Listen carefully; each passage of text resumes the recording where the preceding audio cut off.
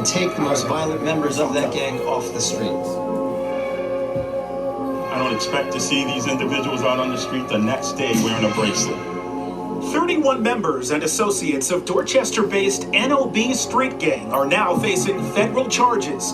Some were arrested this morning during raids in various parts of the state, including this in Attleboro. Alright, we gotta talk about the NOB story. Probably one of the wildest things we've seen in a while. Also one of the biggest RICO cases in rap history. I'm talking 30 people taken down for RICO conspiracy spanning from Boston to Cape Cod to Maine and all across Massachusetts. So the faces of NOB are two rappers by the name of G Fredo and 7981 Cal. They got tracks with Polo G, Mozzie, but they're pretty slept on in the mainstream. Everybody locally knows them, especially the feds who have been watching for years. And they actually started to build a case against them in 2019 when they noticed these dudes were recreating murder scenes in their music videos that had gone unsolved. Understand that shit. That shit has always been dumb to me. Like to the end of time, burning their ops as hats and super reckless shit. The feds were able to connect these music videos to a larger RICO conspiracy involving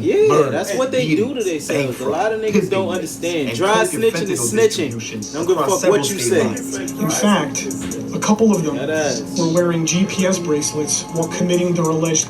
What's crazy is the NOB gang knew this was coming. The rapper 791 Cal even released a song called Rico a couple days ago. They could feel the walls closing in. Now, we're gonna get into all of this, but before we do, check out my song of the day. This is my guy Foggy Raw. Let's go. God damn. Oh, we have to try to get not this. Let it rock though. Let it rock though. BD lit, it's a BD drip. I'm a TD lit. What the fuck is this? Call my grandma on the phone. Is you seeing it?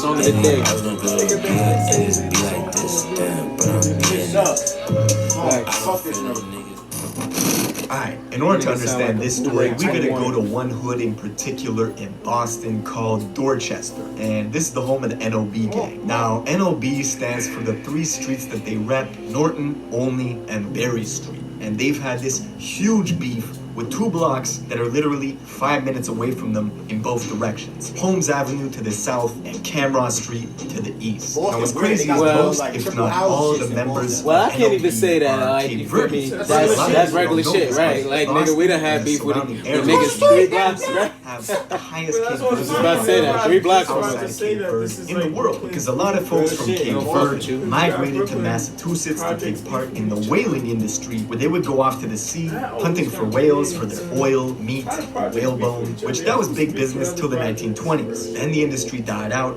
Boston became super gentrified, making rent literally the third most expensive in America, pushing people into hoods. And you ended up with these triple-decker houses, many of which needed Section 8 to survive. But this is where it gets crazy. Not only are NOB mostly Cape Verdean, but the blocks that they're beefing with are also Cape Verdean, so you end up with cases where you literally got some cousins who are fighting each other. Blood cousins from opposite blocks, beefing with each other. I mean, I heard stories of the rapper G Fredo was at a family event with his own ops, and there was so much tension there, they had to separate them on each side of the party away from each other until it just got too hot and they had to cancel the event altogether. Now, in 2017, G Fredo and 791 Cal started releasing tracks to SoundCloud, and they were documenting everything they were doing in the streets, and this shit was escalating quickly. One day in September of 2017, 791 Cal and his homie Ricky were casing this Cape Verdean barbershop because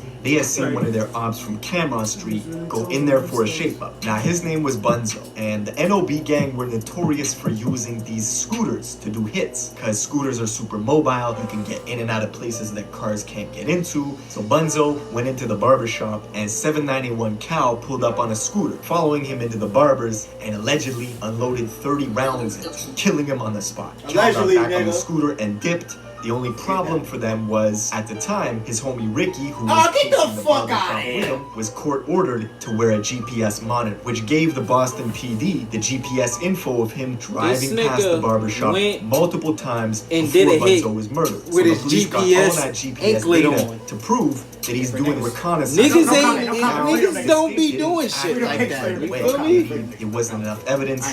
Maybe they were. Come on, if you ain't on that timing, to give that gangster shit up. To get violent. Right after they killed this guy Bunzo, Cal and G Fredo made the song Dead Ops, and they were just taunting Cameron Street. And what's wild about the music is G Fredo and Cal are getting hundreds of thousands of listens on SoundCloud. Meanwhile, their rivals from Cameron Street got no music. None. It's like a one-sided battle in the booth, right? They're beating up on them on the tracks, basically controlling the narrative. And while all this is going on, the NOB gang was spreading their enterprise. They opened up some trap houses where they were packing up heroin, fentanyl, coke, and they had a huge customer network that went as far as Cape Cod in one direction and Maine in the other. If one of the NOB members got booked, someone would take their place, and the money would get relayed back to 791 Cal, who would pay for their lawyers, give them canteen money. I even heard stories of Cal and G Fredo getting dressed up as junkies to go down to the crackhead spot in the city, which is an intersection in Boston called the Methadone Mile. And they would do deals as crackheads. But the problem was the state was onto them, right? The Boston police had several undercover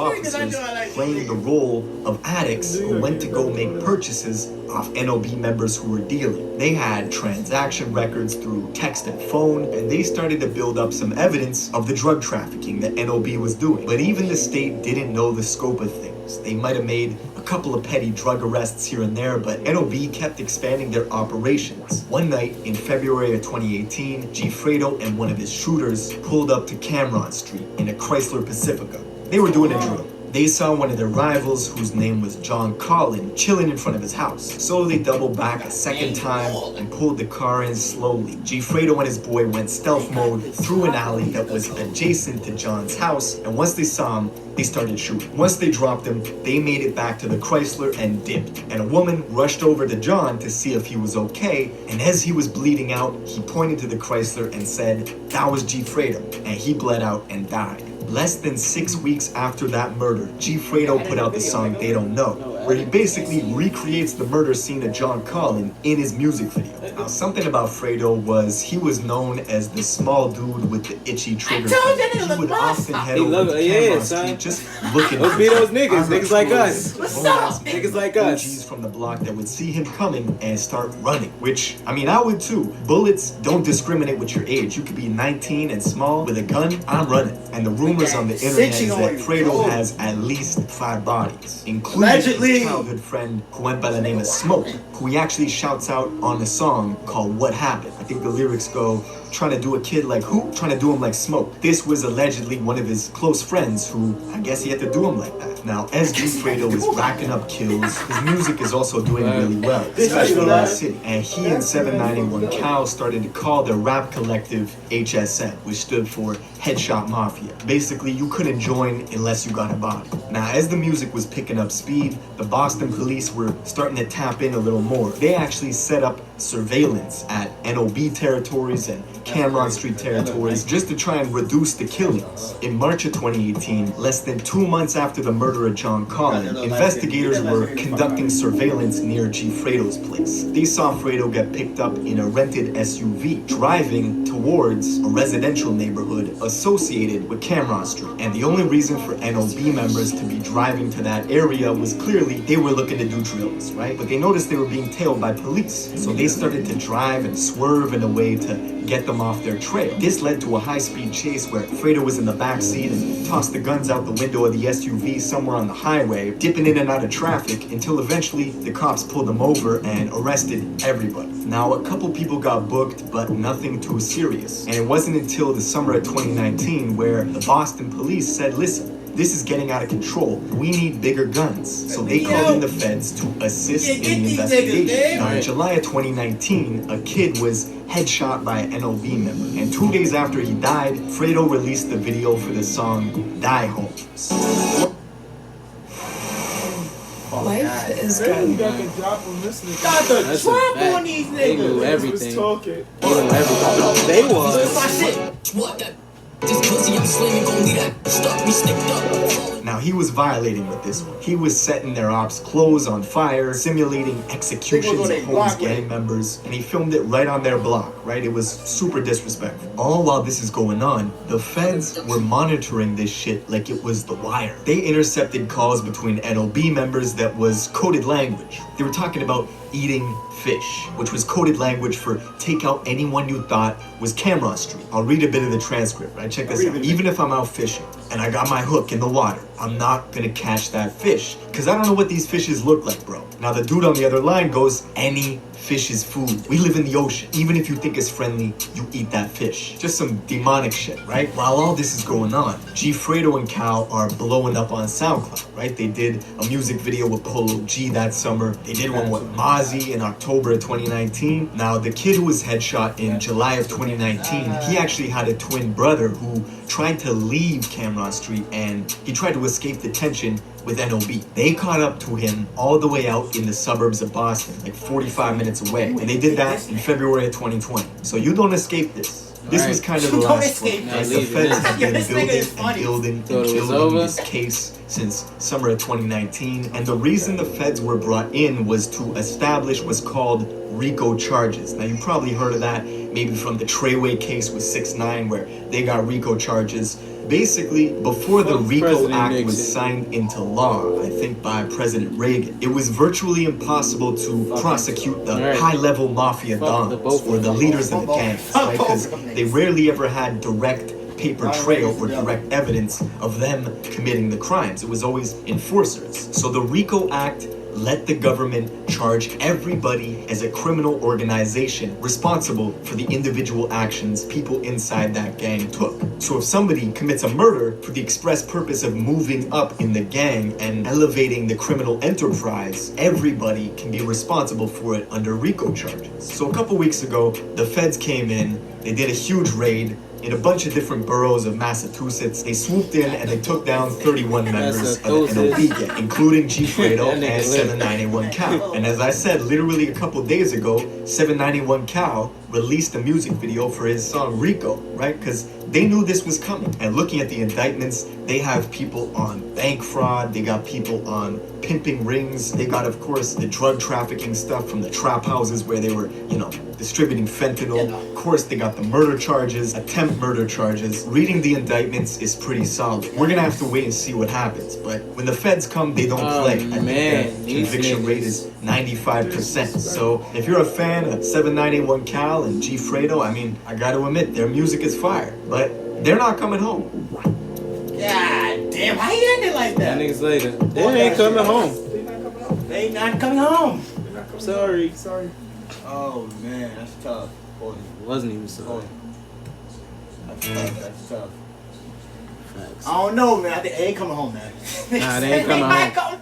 They ain't coming home. That nigga, that wasn't even a cop. And he knew about every fucking thing about their fucking lives just now. So... Word, that nigga, he was over. telling more than what the cops knew. I was just about to say that. He knew a lot. Probably one of their bands posted the video. That nigga knew a lot. Nigga said, fuck it, they in jail. They're coming home. I might as well tell them. Oh, man. Listen, man. Like, we're going to have to come back to y'all in another video, man. We're going to put the link to this shit in the description. We got to tune in some more of these niggas, man. We got to listen to some more of their shit. So, we're ready to come back to back.